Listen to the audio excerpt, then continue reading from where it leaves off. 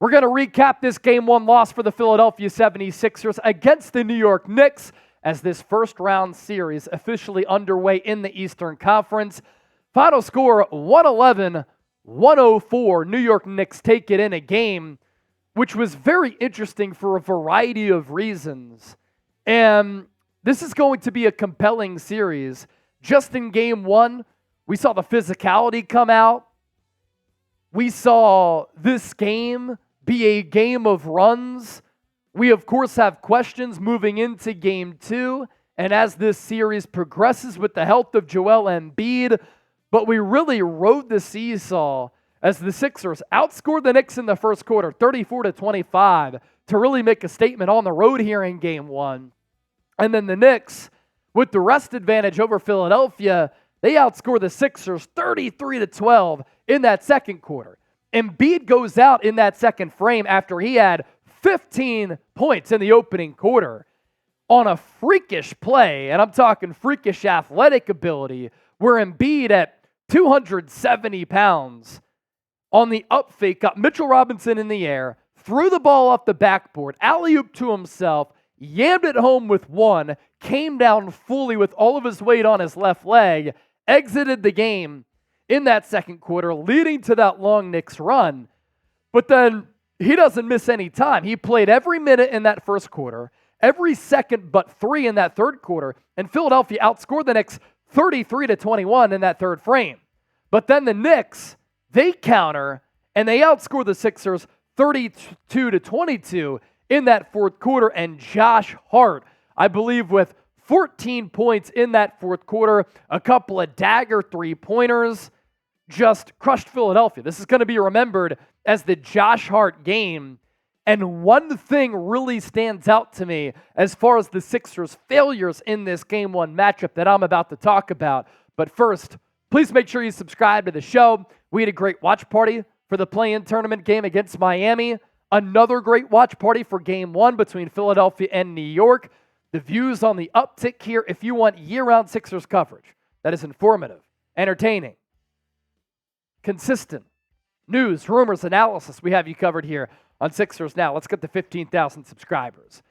As for the biggest difference in this game and why I maintain confidence that Philadelphia can still win this playoff series, a couple of things went the Sixers' way, right? You liked what you saw from Embiid and Maxey. 29 for Embiid, 33 for Maxey. But the Sixers had 7 bench points, whereas the Knicks on the bench got 21 from Miles McBride, 8 from Mitchell Robinson, who is great against Embiid down the stretch, and then 13 from Bogdan Bogdanović. That's one thing where if you can get a more well-rounded effort from the Sixers, you feel confident there, right? But the biggest thing that I have to hone in on here and why I think the Sixers lost this game was second chance opportunities. The New York Knicks on the offensive glass out-rebounded the Sixers 23-9. The Knicks as a team out-rebounded the Sixers per ESPN, and the numbers are different from NBA.com, 55-35.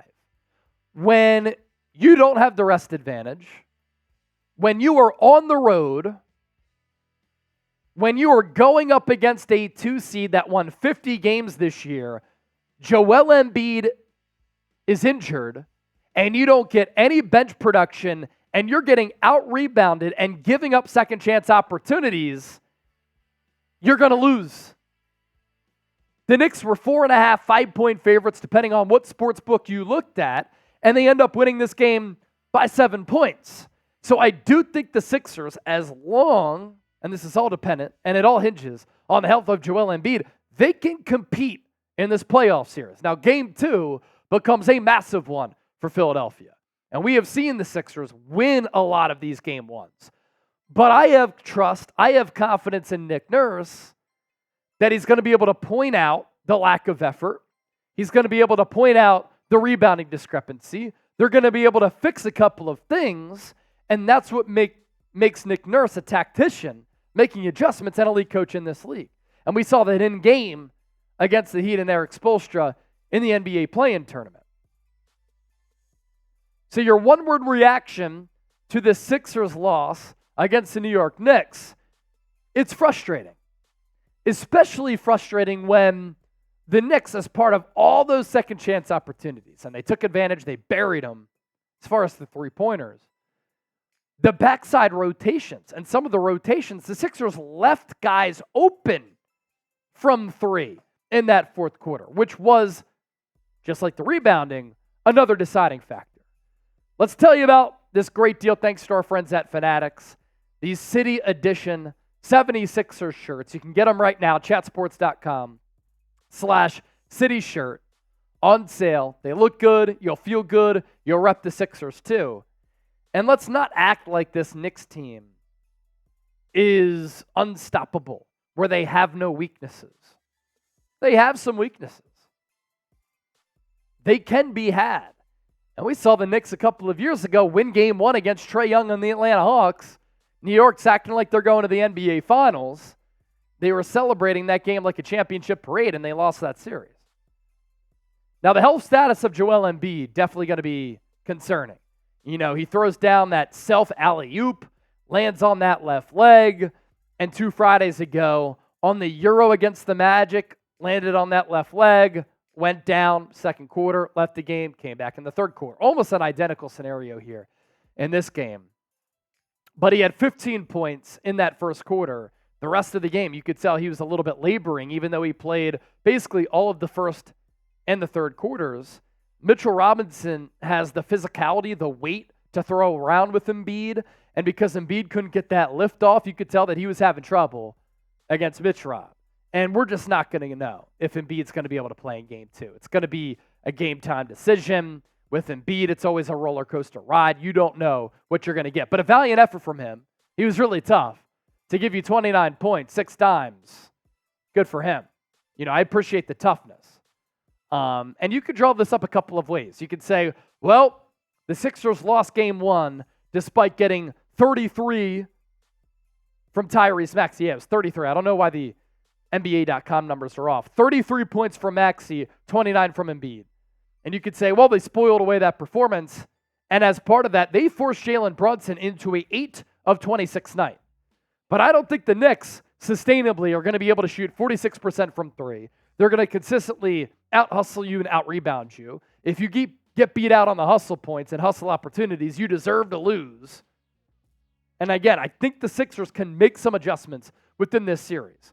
And then you look at some of the players that went off. Like the Knicks got 21 from Miles McBride. There's a saying that bench players don't always travel well. You got 13 points from Bogdan Bogdanovic. Mitch Rob gave them 8 and 12. Josh Hart, 4 of 8 from 3. He was cold for much of the night, and he survived being in foul trouble to give them 22 points, well above his season average. So let's bring on producer Chip. I want to get a different vantage point here from what he thinks about the Sixers losing this game, what he thinks, what he saw, what the Sixers can do, because you heard from me enough. Let's throw it to Chip. Chip, just your takeaways, what you feel, what stands out, what did I miss? The runway is yours. Well, look, in our preview leading up to this matchup, we had a few keys to the game. First and foremost was contain Jalen Brunson. I think they did a fairly good job at that. Yep. Credit Kelly Oubre. Had a few great defensive plays on Brunson. But some of our other keys. Number 2 was you can't let these role players come out and have big games against you. And we saw in the past, we've seen Miles McBride have good games against the Sixers. We've seen Bogdanovic have good games against the Sixers. We've seen Josh Hart have good games against the Sixers.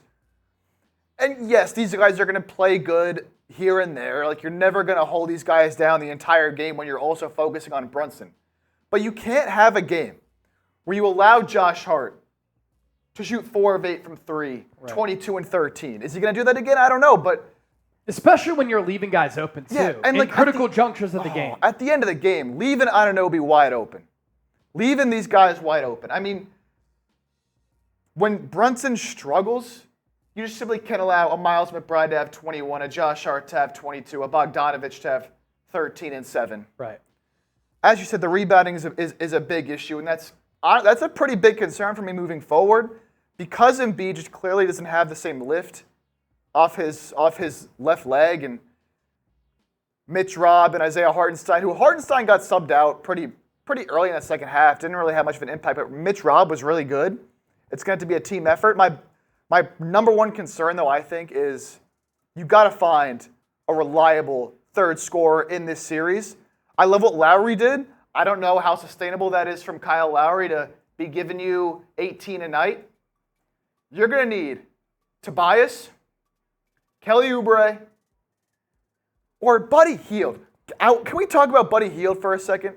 I was so excited when they made this addition at the trade deadline. He was great right after the trade. So good after the trade deadline with the ball in his hands. It seemed like they unlocked Buddy Hield. And after those first couple weeks, he hasn't done a thing. And he played 10 minutes tonight. You didn't trade for Buddy Hield for him to play 10 minutes and score 0 points. He's going to have to be a factor in this series. He's going to have to be someone that can come off the bench for you and hit threes. If you're not getting any production from Buddy Hield, if you're only getting 7 bench points, you're not going to win this series. As simple as that. You saw that with the Knicks. They have other guys that can step up and win the game. They didn't win this game because of Jalen Brunson. They won this game because of everybody else. Yeah. And the Sixers, if they're going to want to win 4 games out of the next 6 against the Knicks, you're going to have to get production from some of the other guys, which they did not get tonight. Yeah. And lastly, before we hop on out of here, can the Sixers clean a couple of things up, right? Because just look at how this game transpired. Knicks had 91 shots to the Sixers' 81, so they simply had more opportunities. The Sixers shot 44.5% from the field, and the Knicks 39.6%. But New York, and I just don't think this is sustainable throughout an entire series, both teams took 35 threes. The home team and the Knicks, 45.7%, Sixers 34%. From the free throw line, 28 shots for the Knicks, 22 for Philadelphia. Rebounds, though, this is just a joke. 55 to 33. You got out-rebounded by 22, 23 to 9 on the offensive glass, 32 to 24 on the defensive glass. You had 8 steals to the Knicks 6. You both had 7 blocks, 12 turnovers for the Knicks, 11 for Philadelphia, 21 points off turnovers, 15 for the Sixers. Fast break points, 27 for the Knicks, 11 for the Sixers. This is a Knicks team that has the slowest pace in the NBA. Points in the paint, Philadelphia 46-36. You would expect that with Joel Embiid. So again, you think about if the Sixers can clean some of these things up, you have confidence that they can make this a playoff series. Appreciate everybody who tuned into our watch party as well as our post-game show. If you're watching this game after the fact, thank you so much. We will be back on Monday for Game 2, Madison Square Garden. We'll feature the Super Chat on our post-game show as well. Losing hope, $5. Embiid needed help. Sixers front office did nothing. Embiid can't stay healthy when needed. The latter part of that is completely true. I mean, he's snake-bitten, but he's also just not a durable player. And that is a massive issue that we continue to get heartbroken by and get stressed out by year in, year out. I mean, for him, 15 first quarter points. He throws down a self alley-oop among the trees, and he gets hurt on the play.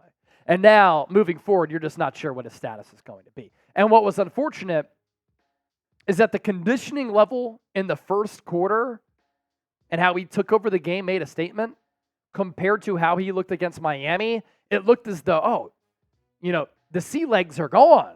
He's finding his groove a little bit. As far as surrounding Embiid with some talent, the Sixers got Lowry. He was great today. And picked up campaign, Buddy Hield. They didn't make that massive move, in my opinion, because they saw Tyrese Maxey blossoming as a superstar, and he has. This series is not over yet. How many times have we seen the Sixers up 2-1 in a series? And that's a critical, mathematically huge game in which the Sixers have won during this Joel Embiid tenure, and they've ended up losing that series. So this series, far from over. You could see the mismatch here, and you could see the match up potentially favoring the Sixers, potentially, as the series progresses. Again, it all comes down to Joel Embiid's health, though.